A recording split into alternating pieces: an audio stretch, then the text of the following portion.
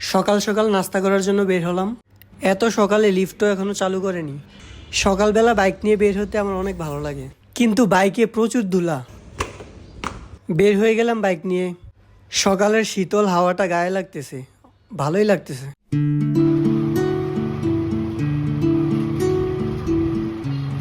সকাল ছাড়া কখনোই এই রোডটা এত ফাঁকা থাকে না। যাই হোক, চলেই এলাম নাস্তা করতে। চাইলে আরেকটু ভালো হোটেলে যেতে পারতাম, কিন্তু এই হোটেলের পরোটা আর ভাজি আমার ভালো লাগে। 2টা পরোটা আর ডাল ভাজি নিলাম। দেখুন, দেখতেই কত ফ্রেশ লাগতেছে।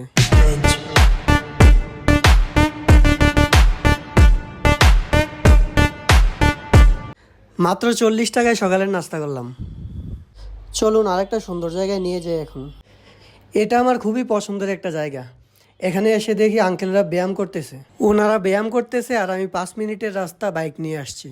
লজ্জা হওয়া উচিত আমার।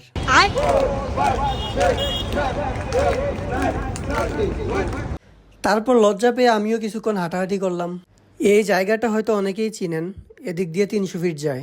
তারপরে একটা রং চা খেলাম। সকালবেলা একটা চা খাওয়ার যে কি শান্তি। এখন আবার হালকা হালকা শীতও পড়তেছে। চা খেয়ে তারপর আরও কিছুক্ষণ ওখানে বসে থেকে চলে আসলাম ওখান থেকে। সো এই ছোট্ট ভিডিওটা আশা করি আপনাদের ভালো লেগেছে। সবাই ভালো থাকবেন।